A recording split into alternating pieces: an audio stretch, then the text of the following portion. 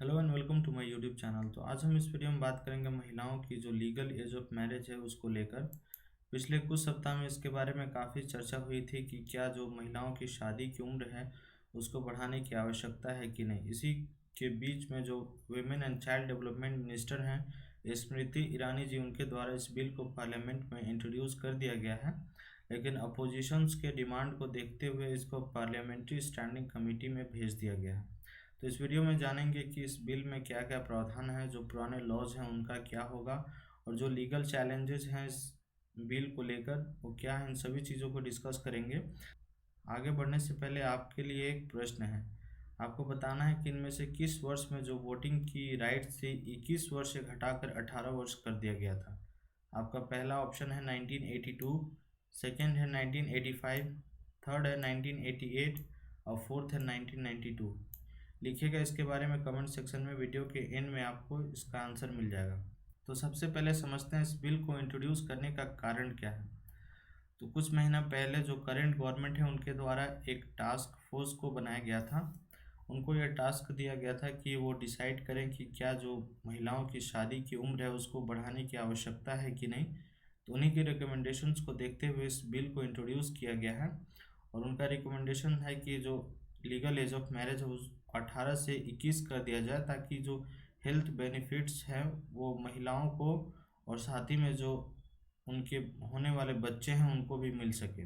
अगर पूरे विश्व भर में शादी की उम्र को लेकर अगर देखा जाए तो यूके में 18 ईयर्स है, चाइना में आपको 20 ईयर्स देखने को मिलेगा, और साथ ही में जो हांगकांग चाइना है वहाँ पे आपको 21 ईयर्स देखने को मिलेगा। टास्क फोर्स कमेटी का जो मेन रिकमेंडेशन था कि जो लीगल एज ऑफ मैरिज है उसको 18 से 21 वर्ष कर दिया जाए, ताकि जेंडर न्यूट्रलिटी है उसको प्रमोट किया जा सके, जो चाइल्ड मैरिज है उसको भी रोका जा सके। इसके अलावा जो महिलाएं हैं उनको प्रॉपर एजुकेशन मिल सके। इन सभी चीज़ों को देखकर इस बिल को इंट्रोड्यूस किया गया है। इस लॉ के आने के बाद जितने भी पर्सनल लॉज हैं वो सब खत्म हो जाएंगे। जैसे कि हिंदू मैरिज एक्ट के तहत एक महिला अगर 18 वर्ष की हो जाती है तो वो शादी के लिए एलिजिबल हो जाती है।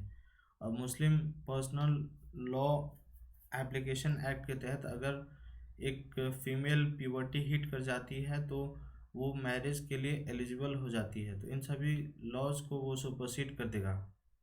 अब हम समझते हैं कि शादी की उम्र को री एग्जामिन करने की क्या आवश्यकता है। जैसे कि थोड़ी देर पहले मैंने आपको बताया कि जेंडर न्यूट्रलिटी है उसको प्रमोट करने के लिए करेंटली जो मेल की जो शादी की उम्र है वो 21 ईयर्स है। अगर महिलाओं की शादी की उम्र भी 18 से 21 कर दिया जाता है तो दोनों को इक्वल अपॉर्चुनिटी मिलेगा। इसके अलावा जो टीनेज प्रेगनेंसी है उसको उसमें भी कमी देखने को मिलेगी। इसके अलावा जो मैटरनल मोर्टेलिटी रेट होता है, जो महिला बच्चे को जन्म देते वक्त जिनकी मृत्यु हो जाती है उसको मैटरनल मोर्टेलिटी रेट बोला जाता है। और जो इन्फेंट मोर्टेलिटी रेट होता है कि कम उम्र में जो शादियां होती हैं उसमें जो बच्चे अस्वस्थ पैदा होते हैं और किसी कारणवश उनकी मृत्यु हो जाती है तो उसको इन्फेंट मोर्टेलिटी रेट बोला जाता है। इन दोनों को भी कम किया जा सकता है। इसके अलावा अगर शादी की उम्र 18 से 21 कर दिया जाता है तो वो प्रॉपर न्यूट्रिशन ले सकेंगी, वो मेंटली स्ट्रांग हो सकेंगी, और साथ ही में जो सेक्स रेशियो होता है उसमें भी सुधार आपको देखने को मिलेगा। इसके अलावा कम उम्र में शादी होने के कारण जो महिलाएं हैं अपनी शिक्षा को कंटिन्यू नहीं कर पाती हैं, तो इस बिल के आने के बाद वो अपने एजुकेशन को भी कंटिन्यू कर सकेंगी। अगर मैटरनल मोर्टेलिटी रेट के डेटा को देखें तो पिछले कुछ सालों में काफ़ी कमी देखने को मिली है, लेकिन अभी भी इसमें बहुत सुधार की गुंजाइश है। अगर आप यहाँ पे डेटा देखें 2014 से 16 की, तो हर 1 लाख जो महिलाएं बच्चे को जन्म देती हैं उनमें से 130 की मृत्यु हो जाती थी, लेकिन ये घटकर आपको 122 हो गया है जो 2015 से 17 का डेटा के अनुसार, जो कि 6.42% की कमी देखने को मिली है। तो इसमें अभी और कमी आ सकती है अगर ये जो लॉ है प्रॉपरली इम्प्लीमेंट हुआ तो। शादी की उम्र को लेकर जो करेंट लॉज है उसमें एक खामी ये भी है कि जो 18 साल से कम उम्र में जो शादियां होती वो इलीगल तो करार कर दी जाती हैं, लेकिन वो शून्य नहीं माना जाता, मतलब उस शादी को रद्द नहीं किया जाता, जिसके कारण जो बाल विवाह है उसको रोकने में ये असमर्थ है। नेशनल फैमिली हेल्थ सर्वे के अनुसार जैसे जैसे एक परिवार में गरीबी कम होती है और जो लड़कियों को शिक्षा की पहुंच होती है, उसके कारण जो चाइल्ड मैरिज है उसमें भी डाउनफॉल देखने को मिला है। घरेलू हिंसा और जबरन शादी के कारण जो महिलाएं घर से भागकर शादी कर लेती हैं, इस बिल के अनुसार उसको इलीगल माना जाएगा और साथ ही में जो भी उनकी हेल्प करेंगे उनको जेल भी हो सकती है।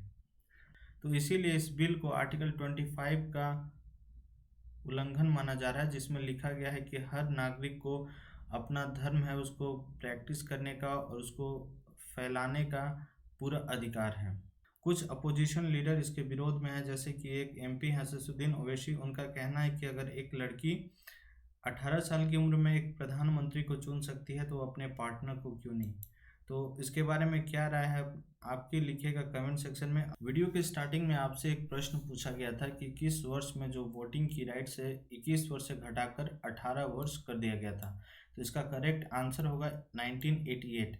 1988 में 61st अमेंडमेंट एक्ट आया था, जिसके अनुसार जो वोटिंग की राइट्स है वो 21 वर्ष से घटाकर 18 वर्ष कर दिया गया था। वीडियो पसंद आया तो वीडियो को लाइक कर दें, चैनल को सब्सक्राइब कर दें, अपने दोस्तों के साथ शेयर करना बिल्कुल ना भूलें।